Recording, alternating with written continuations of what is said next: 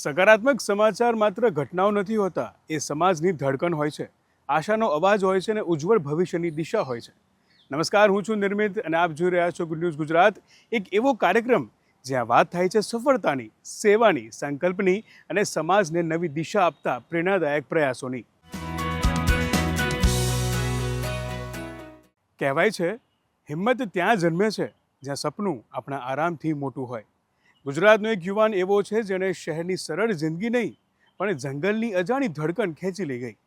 પ્રકૃતિને જાણવા અને પ્રાણીઓની દુનિયા સમજવાની ઉત્સુકતાએ તેને દેશના એક અંતિમ છેડે પહોંચાડી દીધો. આવો જોઈએ વિશ્વવિખ્યાત એવા અરુણાચલ પ્રદેશમાં આવેલા નામદફાના જંગલમાં ગુજરાતનું ગૌરવ બનેલા મયુર વરિયાની કહાની.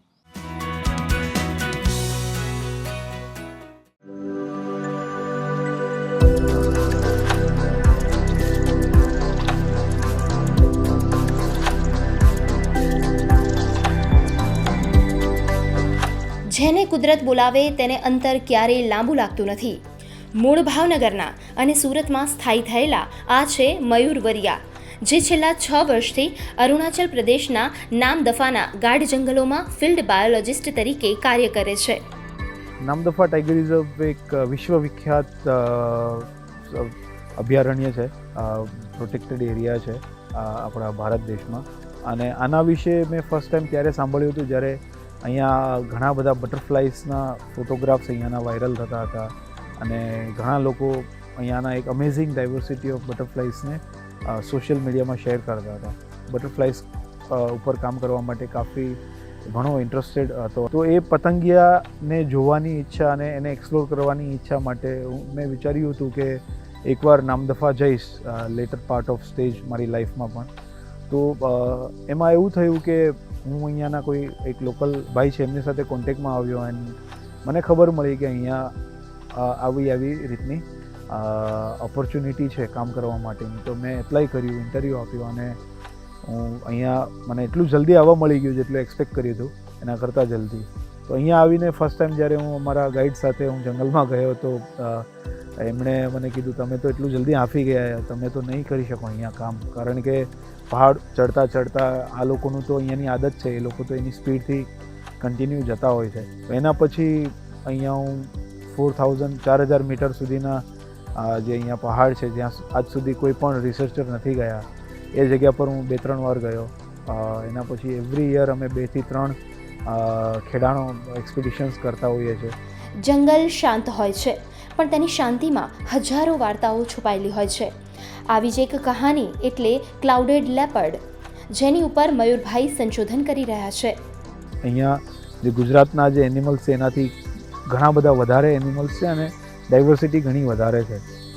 તો એના પરથી એ કામ કરતાં મને ઇન્ટરેસ્ટ જાગ્યો કે મારે કામ કરવું છે મેમલ્સના ઉપર, કાર્નિવોર્સના ઉપર, કારણ કે જે ક્લાઉડેડ લેપર્ડ નામની એક જે બિલ્લી છે, જે ક્લાઉડેડ લેપર્ડ મતલબ આપણે જે વાદળ હોય તેના જેવા ધબ્બા હોય છે એના શરીર પર, અને એક બિલ્લીની પ્રજાતિ છે જે ઝાડ પર વધારે રહેતી હોય છે. તો એના ઉપર ઘણું ઓછું કામ થયું છે અને ઘણા ઓછું ઇન્ફોર્મેશન અવેલેબલ છે. જેટલું આપણને ટાઈગર વિશે ખબર છે કે આપણને રીંછ વિશે ખબર છે, એટલી જાણકારી, એટલી માહિતી આપણને ક્લાઉડેડ લેપર્ડ ઉપર નથી. તો પછી મેં ધીરે ધીરે એના ઉપર અભ્યાસ કરવાનું સ્ટાર્ટ કર્યું. 400 કે 500 સ્ક્વેર કિલોમીટર અમે એક્સપ્લોર કર્યું ઓન ફૂટ, કારણ કે અહીંયા કોઈ રોડ નથી. 15-20 દિવસ સુધી અમે ટ્રેકિંગ કરતા હોઈએ છીએ, એમાં જંગલમાં જ સૂઈને ત્યાં કેમેરા લગાવીને. તો આ કામ કરતાં મને 3 થી 4 વર્ષ લાગી ગયા. થોડું ઘણું અમે ડેટા કલેક્શન જે ઇન્ફોર્મેશન માહિતી મળી છે, તો હવે હું એને આગળ વધારીને હું પ્રયાસ કરી રહ્યો છું કે Sri Mayur Varia is our dedicated field biologist of Namdapha National Park and Tiger Reserve. He joined in the year 2020 and spent more than five years. He is involved in organizing annual festivals like Butterfly Festival, then community-based outreach programs, and also he has taken part in expeditions to Dafabam and other very remote places, which takes around 15 days of very intensive trekking in the very challenging terrains of Namdapha National Park and Tiger Reserve. આ કામ અહીંયા હું ઘરથી એટલો દૂર રહેવા માટેનું મારો મેઇન બીજો જે ફાળો અગર છે તો મારા પેરેન્ટ્સનો, કારણ કે એમણે મને બહાર નીકળવા દીધો, એક્સપ્લોર કરવા દીધું વર્લ્ડ, ડિસ્પાઇટ બિંગ કે એ લોકોને પણ મારી જરૂર છે ત્યાં એમની તબિયત સાચવણી માટે કે સામાજિક કામો માટે. પણ છેલ્લા 10 વર્ષથી હું ભણતર માટે બહાર છું, એમાંથી 6 વર્ષથી હું અહીંયા અરુણાચલમાં સ્થાયી છું, તો એ લોકોનો ઘણો સપોર્ટ છે. થોડોક ટાઈમ તો અમને મજા નહીં આવી, એટલો બધો દૂર. પછી ધીમે ધીમે સેટલમેન્ટ થઈ ગયો. અમે આ 5-6 વર્ષ ચાલે છે ત્યાં, અને જંગલનું બધું જ એને જ્ઞાન એકદમ છે બહુ. એને પહેલેથી જ એકદમ આ શોખ હતો. એને ભણવા માટે મને કે પપ્પા મને મારી રીતે ભણવા જો, જે મને મેં કે તારે જે ભણવું છું. મેં એમાં કોઈ દિવસ એને ઓલું નથી કર્યું તારે આ બનવું આ બનવું, નહીંતર એ આરામથી ડૉક્ટર બની શકે એમ હતો, ફિઝિયોથેરાપિસ્ટ. પણ એ કે પપ્પા એ રહેવા દો, મને આ કરવા દો. એને શોખ હતો એ માટે ગયો હતો, ને અત્યારે હવે કામમાં વધારે એને રસ પડી ગયો છે અને ખૂબ સાહસિક છે, નીડર છે, ને એ પોતાના ઉપરથી જ ગયો છે. અમારો ફાળો તો છે પણ મેઇન તો એનો જ છે, કોન્ફિડન્સ ને ગયો છે, સંઘર્ષ એનો વધારે છે અમારા કરતાં. ક્યારેક એવો ક્વેશ્ચન થતો હોય આપણે પણ એકલા કે શું કરવા મારો જન્મ આ જગ્યા પર થયો હશે, આ ધરતી પર થયો હશે, શું કરવા અહીંયા આવ્યો હશે. તો એક જ વસ્તુ છે કે મારી વિચારધારણા એવી છે કે નહીં, કંઈક કોન્ટ્રીબ્યુટ કરીએ તો કે કંઈ જે જગ્યામાં આપણે કંઈ થોડું ઘણું આપણી મહેનતથી જો એમાં કંઈ બદલાવ લાવી શકતા હોઈએ જે સારો હોય ફ્યુચર માટે, નેક્સ્ટ જનરેશન માટે, તો બસ એના જ પ્રયાસથી હું આગળ વધી રહ્યો છું. સફળતા ફક્ત ઓફિસ, બિઝનેસ કે શહેરોમાં જ નહીં, પરંતુ ક્યારેક ગાઢ જંગલોમાં, કાદવ ભરેલા પગલે અને સાચા સંકલ્પમાં પણ લખાય છે. ગુડ ન્યૂઝ ગુજરાત માટે ઉત્સવ પરમાર સાથે ખ્યાતિ બાજપાઈ જૈનનો રિપોર્ટ. દક્ષિણ ગુજરાતના જંગલો અને પર્વતો વચ્ચે એક એવી સંસ્કૃતિ ધબકે છે જ્યાં ઋતુ બદલાય તેમ સંગીતના સૂર બદલાય છે. ચોમાસું આવે ત્યારે વરસાદને આવકારતી ધૂનો ગુંજે છે, શિયાળો આવે ત્યારે મેળાઓ અને ઉજવણીઓના તાલ વાગે છે, અને ઉનાળો પોતાની આગવી લોકલય લઈને આવે છે. અહીં વાદ્યો માત્ર અવાજ નથી, પરંતુ પૂર્વજોની યાદ, પ્રકૃતિની સાથેનો સંબંધ અને આદિવાસી ઓળખનું જીવંત પ્રતીક છે.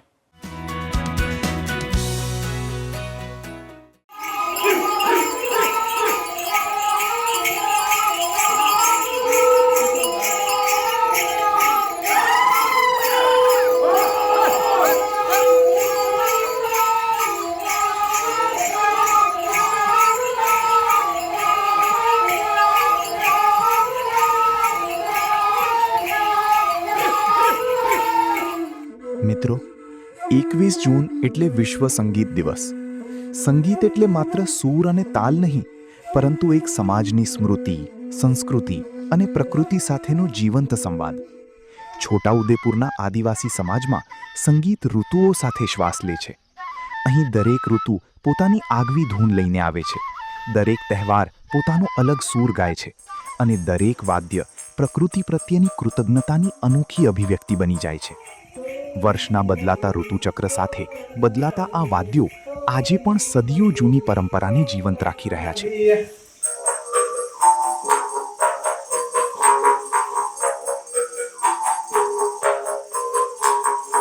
આ ખાંગડી છે ને જ્યારે વગાડવાની આવે ત્યારે દિવાસાથી દસરા સુધી કંઈ પીહા વગાડવામાં આવે, દશેરાથી અખાત્રી સુધી વાંસળી વગાડવાની આવે, અને અખાત્રીથી વરસાદ પડતા સુધી ખાંગડી વગાડવામાં આવે. એ રીતના અમે બાપ દાદાએ અમે નવરાશના સમયે જ્યારે ગોવાળ જતા હતા, નવરાશ હોય તે મનોરંજન જે ના ફાવતું હોય તે મનોરંજન પોતાના મંતવ્યથી ગીત ગાવીને મનોરંજન મેળવતા હતા. અમે આ ખાંગડી એવી રીતના શીખવી, આ લુપ્તથી અથવા મંગીરી છે ખાંગડી, પણ અમે અમારા ગામમાં છે ને થોડાકને શીખવી રહ્યા અને વગાડે છે ખાંગડી. અને આ ખાંગડી લઈને અમે કૂદીએ છીએ, રમીએ છીએ, અને સામેથી બહેનો પણ ગીતો ગાવે છે અને ભાઈઓ પણ આ ખાંગડી લઈને વગાડીને ગીતો ગાવે, સામે જોડાઈ રમીએ છીએ. ચરમર આબેલી વર્ષ ભીગે ફાઈના ધોતિયા રે લોલ ભીગે તે ખડી ભીગવા દીજો નવા લઈ ઓડશું રે લોલ.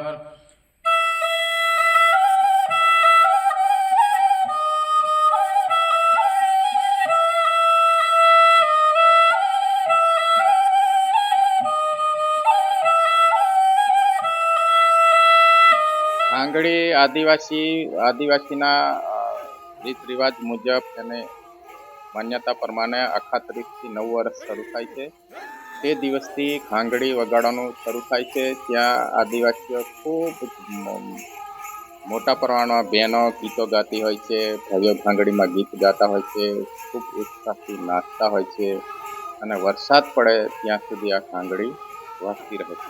સારો વરસાદ થઈ જાય, ધરતી લીલીછમ થઈ જાય, બધા ખેતરો આદિવાસીઓ વરસાદ પડવાથી બધા ખેતરોમાં અનાજ ઓરી દે, અનાજ સારું ઉગી જાય, બધી જ અનાજ એમનું એકદમ ખુશહાલ ખેતી થઈ જાય ત્યારે આદિવાસી પોતાના સંસ્કૃતિ પ્રમાણે દિવાસાનો તહેવાર ઉજવતા હોય છે. અને દિવાસાનો તહેવાર ઉજવે એ ત્યારે ગામદેવનું પૂજન થાય છે. ગામદેવનું પૂજન કરવાથી દેવોને રાજી કરવા માટે ચોમાસાની ઋતુમાં ખાસ કરીને મોટો પેહો અને પેહી વગાડવામાં આવે છે. દેવોને રીઝવવા માટે ત્યાં બધા કુદરતને અનુસંધાને ગીતો ગાવામાં આવે છે. આ વાદ્ય જે ગામમાં દિવાસાનો તહેવાર પૂજન થાય તે દિવસથી દરેક ગામના લોકો વગાડતા હોય છે. એમાં ખેતરે જાય ત્યારે ખેતરમાં વગાડતા હોય છે, ઢોરા ચરાવવા જાય તો ઢોરા ચરાવવા ત્યાં વગાડતા હોય છે. જ્યારે ડોડા સાચવવાનો સમય આવે છે ત્યારે ખેતરોમાં માળા કરવામાં આવે છે અને માળા ઉપર જ્યારે જંગલી પશુઓ મકાઈને બગાડી ના જાય તે માટે ઉપર માળા ઉપર બેઠા બેઠા ખૂબ સારો વાદ્ય વગાડવામાં આવે છે, જેથી એને સૂર સંભળાવવાથી જંગલી જાનવરો ત્યાં નજીક આવતા નથી અને પાકને નુકસાન નથી કરતા. આજના આધુનિક સમયમાં આ પરંપરા ધીમે ધીમે લુપ્ત થવાના આરે છે. છતાં કવાંટ તાલુકાના વાંટડા ગામના તનસિંહભાઈ રાઠવા જેવા કલાકારો પોતાના હાથે ઘાંઘરી બનાવી આ અમૂલ્ય વારસાને સાચવી રહ્યા છે.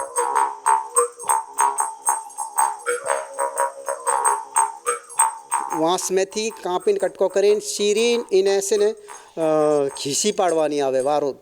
ખીસી પાડીને અંદરથી નેહે કાઢીને ખાંગળીની નેહે કાઢવાનું, એટલે પાનપત્રી સપોથી ને કોતરીને કાઢવાની, કોતર કામ કરીને. અને જ્યારે લાલો કાઢવાનો આવે ત્યારે એમ કાઢે જાય ને તો ભાગી જાય લાલો, અને એને આ બાજુ એમ કાઢવાનો આવે લાલો તો નીકળે, તો પેલી બાજુ એમ હાપકે ને તો એ બાજુ ભાગી જાય. એ રીતના ખાંગડી બનાવવામાં આવે. આદિવાસી સમાજના જે વાજિંત્ર છે એના સાથે આદિવાસી સમાજ જે હોય છે એનું પુરાતન તાલમેલ અને આ સબ મળતું હોય છે અને એમના આનંદ ઉત્સાહથી એ વાજિંત્રો સાથે નાચગાન કરતા હોય છે. વિશ્વ સંગીત દિવસના અવસરે આધુનિક સંગીત સાથે આ પ્રકૃતિ પ્રેમી સંગીત પરંપરાઓને પણ સાચવવાની અને નવી પેઢી સુધી પહોંચાડવાની જવાબદારી આપણા સૌની છે. કારણ કે આ સૂર માત્ર સંગીત નથી, આ તો ગુજરાતના આદિવાસી જીવનનો ધબકાર છે. ગુડ ન્યૂઝ ગુજરાત માટે છોટાઉદેપુરથી રાજેશ રાઠવા સાથે ટીમનો રિપોર્ટ.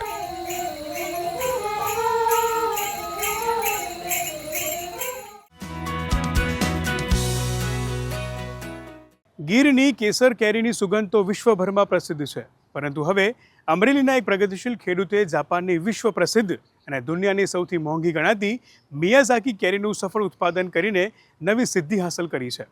લાખોમાં વેચાતી આ કેરીનું ગીરમાં ઉત્પાદન કેવી રીતે શક્ય બન્યું અને કોણ છે આ પ્રગતિશીલ ખેડૂત, જોઈએ આ ખાસ અહેવાલમાં. ગીરની ધરતી એટલે કેસર કેરીનું સામ્રાજ્ય. પરંતુ હવે આ જ ધરતી પર એક એવી કેરીનું સફળ ઉત્પાદન થયું છે જેને દુનિયાની સૌથી મોંઘી કેરીમાં સ્થાન મળ્યું છે.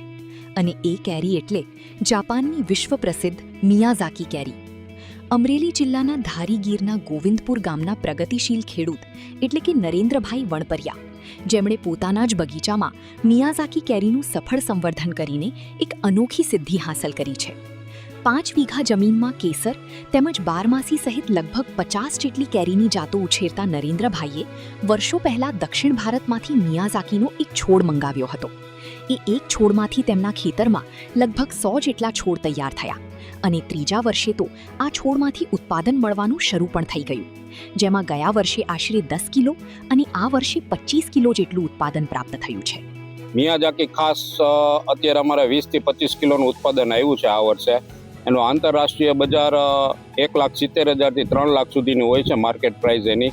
અને અત્યારે જેટલું આવ્યું છે એટલું અમે બધા ગ્રુપમાં ટેસ્ટિંગ કરવા પૂરતું આપીએ છીએ બધાને, કસ્ટમરને ને ગ્રુપમાં અત્યારે આપ્યું છે બધાને. અને 100% અમે ઓર્ગેનિક દેશી ખાતરનો યુઝ કરીએ છીએ અને કોઈ ઇંગ્લિશ દવા અમે વાપરતા નથી.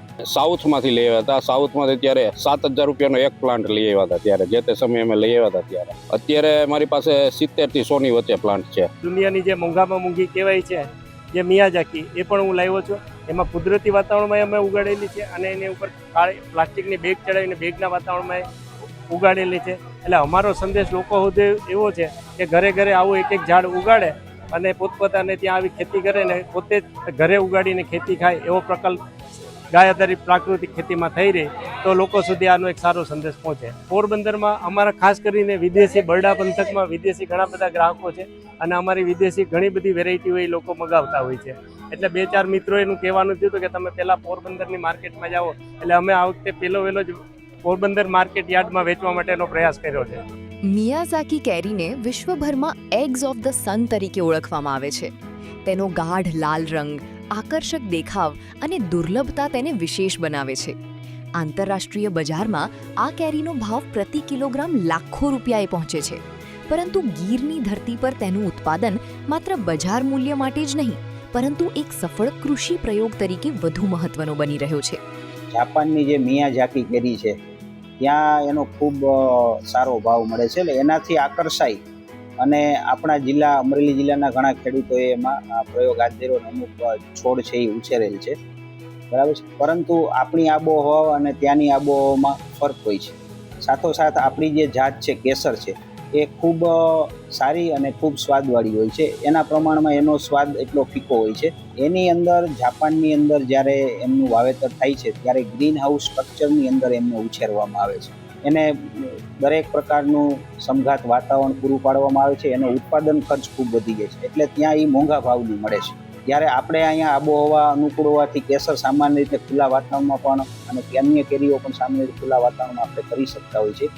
પરંતુ ત્યાંની આબોહવા અને અહીંની આબોહવામાં ફરક હોવાથી એના જેવી જ કેરી મિયાઝાકી થવી એ આપણા વાતાવરણમાં મુશ્કેલ છે. ગીરની ધરતી પર મિયાઝાકી કેરીનું સફળ સંવર્ધન એક નોંધપાત્ર સિદ્ધિ છે.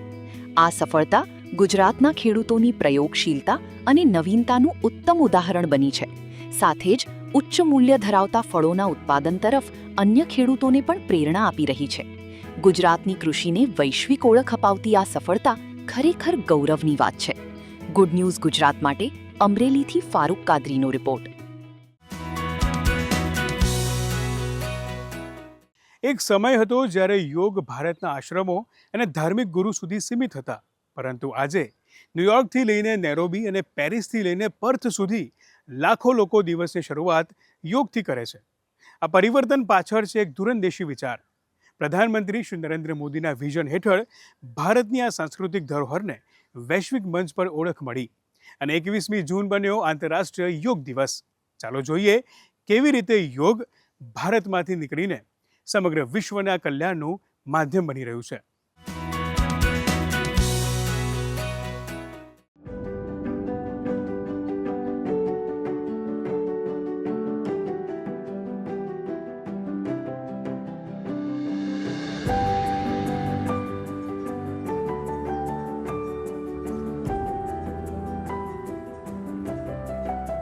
યોગ એટલે કે શરીર, મન અને આત્માને જોડતી પ્રાચીન ભારતીય વિદ્યા આજે વિશ્વના કરોડો લોકોના જીવનનો હિસ્સો બની ચૂકી છે. વર્ષ 2014માં સંયુક્ત રાષ્ટ્ર મહાસભામાં પ્રધાનમંત્રી નરેન્દ્ર મોદીએ યોગને સમગ્ર માનવજાત માટે ભારતની અમૂલ્ય ભેટ ગણાવી અને વિશ્વને એક આંતરરાષ્ટ્રીય યોગ દિવસની ભેટ આપવાનો પ્રસ્તાવ મૂક્યો. અને માત્ર 75 દિવસની અંદર 177 દેશોએ આ વિચારોને સમર્થન આપ્યું અને 21 જૂન 2015 બન્યું ઇન્ટરનેશનલ ડે ઓફ યોગા. આ માત્ર રાજનૈતિક સફળતા નહોતી, પણ ભારતની સાંસ્કૃતિક શક્તિનું વૈશ્વિક પ્રદર્શન હતું. આજે વિશ્વના 190થી વધુ દેશોમાં યોગ દિવસની ઉજવણી થાય છે. યોગ એવું લાગતું હતું કે વૃદ્ધો માટે છે, સિનિયર સિટીઝન માટે યોગ છે. આજે બાળકો પણ યોગ કરે છે, યુવાનો પણ યોગ કરે છે. વેપારી ઉદ્યોગ જગતના અધિકારીઓ, પદાધિકારીઓ બધા લોકો યોગથી જોડાયા છે.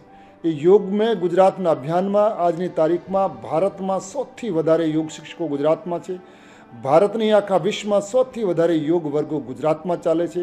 એનાથી ગુજરાતનો હેલ્થ અને હેપીનેસનો ઇન્ડેક્સ પણ વધ્યો છે. વિશ્વમાં ઘણા બધા લોકો સાયકોસોમેટિક ડિઝીઝથી પીડાઈ રહ્યા છે. જેમાં ડ્રગ લીધા વગર એ લોકોનું જીવન શક્ય નહોતું. પણ યોગ એક એવી પ્રણાલી છે જેના દ્વારા એમણે પોતાની લાઈફને ડ્રગલેસ થેરાપી સાથે જોડી અને ડ્રગલેસ લાઈફ અત્યારે એ લોકો જીવી રહ્યા છે. અને યોગ ખાલી સંન્યાસીઓ જ કરી શકે અથવા તો નાના બાળકો ન કરી શકે એવી જે ખોટી પૂર્વધારણાઓ આપણા મનમાં હતી એ ખોટી પૂર્વધારણાઓને પણ ખોટી પુરવાર કરી છે આપણા વડાપ્રધાન શ્રી નરેન્દ્રભાઈ મોદી સાહેબ. યોગ આપણા શાસ્ત્રોમાં ઓલરેડી એનો ઉલ્લેખ હતો જ, પણ આપણને એ સિમ્પલ ફોર્મમાં કેવી રીતે એને પ્રેક્ટિસ કરવી એ આપણા સુધી પહોંચ્યું નહોતું. હું છેલ્લા 30 વર્ષથી બેક પેઇનથી પીડાઈ રહ્યો છું અને ઘણી દવાઓ અને ઘણા ઇલાજો કર્યા, તેમ છતાં પણ એનો કોઈ જાતનો ઇલાજ હજી લગી થયો નથી. છેલ્લા 3 વર્ષથી બહુ રેગ્યુલર બેઝિસ ઉપર હું યોગ કરું છું અને એના આસનો કરું છું. એનાથી મને ઘણો ફાયદો થયો છે. યોગમાં મેં તાડાસન હું કરું છું, પછી વૃક્ષાસન કરું છું, અર્ધચક્રાસન કરું છું. એવા આસનો કરવાથી મને જે ફાયદો થયો છે, તો જે મને બેક પેઇન થતું હતું એમાં ઘણું રિડક્શન થયું છે. વધતા જે મારે ઘણીવાર બહુ વધી જવાથી બેડ રેસ્ટ લેવો પડતો હતો, 8 થી 10 દિવસ સુધી મારે આરામ કરવો પડતો હતો, એ હવે નથી કરવો પડતો અને હું ઘણું પ્રફુલ્લિત જીવન જીવી રહ્યો છું. આજની ઝડપી જિંદગીમાં તણાવ, ચિંતા અને જીવનશૈલી સંબંધિત બીમારીઓ વધી રહી છે. એવા સમયે યોગ વિશ્વ માટે આશાનું કિરણ બનીને ઉભરી આવ્યું છે. અને પ્રધાનમંત્રીશ્રીએ યોગને માત્ર ફિટનેસ નહીં પણ હોલિસ્ટિક વેલનેસનું માધ્યમ ગણાવ્યું. તેમના સતત પ્રોત્સાહનના પરિણામે શાળામાં, કાર્યસ્થળે, સૈનિકોથી લઈને વિદ્યાર્થીઓ સુધી અને ગામડાથી લઈને વૈશ્વિક મંચ સુધી યોગ એક જન આંદોલન બની ગયું છે. આજના યુગમાં જ્યાં ટેકનોલોજી જીવનને ઝડપી બનાવી રહી છે, ત્યાં યોગ જીવનને સ્થિરતા અને શાંતિ આપી રહ્યું છે. આ સભ્યતાને આ સંસ્કૃતિ આપણી પાસે તો સદીઓ પહેલાથી હતી, પણ આજે ઘરે ઘરે યોગ કરે છે અને રોગ ભગાડવા યોગ કરે છે એવું બધા માનવા લાગ્યા. પ્રશમઃ પરમમ પથ્યાનામ, શાંતિ, પરમ શાંતિ બધાને જોઈએ છે. રિલેક્સ બધાને થવું છે, કારણ કે રિલેક્સ માઇન્ડ જ ક્રિએટિવિટી વધારે છે. અને એટલે જ આપણે બધા આજે સવારને સાંજ યોગ કરીએ છીએ, મેડિટેશન કરીએ છીએ અને મેન્ટલી સ્ટ્રોંગ થઈએ છીએ. છેલ્લા 12-15 વર્ષથી હું નીચે નહોતી બેસી શકતી, હું બેન્ડ નહોતી થઈ શકતી, કે હું પલાઠી વાળીને પણ બેસી નહોતી શકતી. પણ જ્યારે મેં યોગ સ્ટાર્ટ કર્યા અને આજે હું એટલી સારી પરિસ્થિતિમાં આવી ગઈ છું કે હું ઇવન વજ્રાસન કરીને પણ બેસી શકું છું અને 2-5 મિનિટ માટે નહીં, 15-20 મિનિટ સુધી હું એક આસન ઉપર બેસી અને અનેક આસનો કરી શકું છું. 4 થી 8 જૂન 2026 દરમિયાન અમદાવાદમાં યોજાયેલ પ્રથમ વર્લ્ડ યોગાસન ચેમ્પિયનશિપમાં 78 થી વધુ દેશોના 500 થી વધુ ખેલાડીઓ જોડાયા હતા. हर जीवन परंपरा समय के साथ नए चरण में प्रवेश करती है. योगासन स्पोर्ट्स की ये वर्ल्ड चैंपियनशिप इसी चरण का शुभारंभ है. इस चैंपियनशिप के माध्यम से योगासन को एक कॉम्पिटिटिव स्पोर्ट्स के रूप में नई पहचान मिलेगी.